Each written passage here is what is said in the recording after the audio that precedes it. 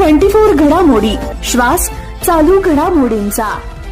सध्या तर त्याच्या संदर्भात तुम्हाला काय वाटतं की लोकसभेला सामोरे जाताना तुम्ही कशा पद्धतीने काहीच संघर्ष नाही आहे मराठा आणि ओबीसी समाजामध्ये।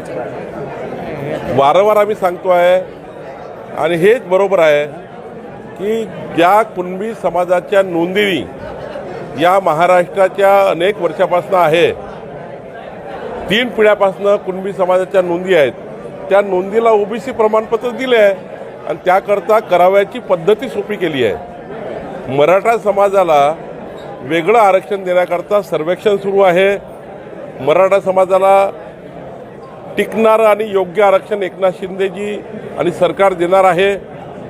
याबद्दलचा जो सध्या एक कन्फ्युजन जे समाजात झाला आहे ते कुणबी समाजाच्या नोंदीबद्दलचं आहे आणि कुणबी समाजाच्या नोंदीमधला व्यक्ती ओबीसीमध्ये येण्याकरता कुणाचीच नाही आहे, ते ना असू शकत नाही। आणि सर्वपक्षीय बैठकीत ठरला आहे, सर्वपक्षीय बैठकीमध्ये माननीय मुख्यमंत्र्याकडे प्रोसिडिंग आहे, आम्ही सर्वांनी सह्या केल्या आहे आणि भारतीय जनता पार्टीची भूमिका क्लिअर आहे की नोंदी असलेल्या कुणबी समाजांना जे 3 पिढ्यात नोंदी आहे, ज्या अनेक वर्षापासून नोंदी आहे पण त्यांना प्रमाणपत्र मिळत नव्हतं, त्यांना ओबीसीमध्ये घेण्याची काही अडचण नाही, पण मराठा समाजाला मात्र वेगळं आरक्षण दिलं गेलं पाहिजे।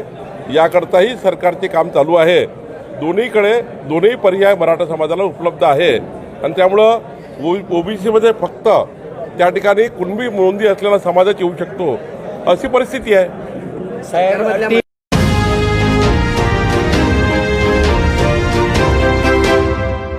न्यूज 24 घडामोडी, श्वास चालू घडामोडींचा।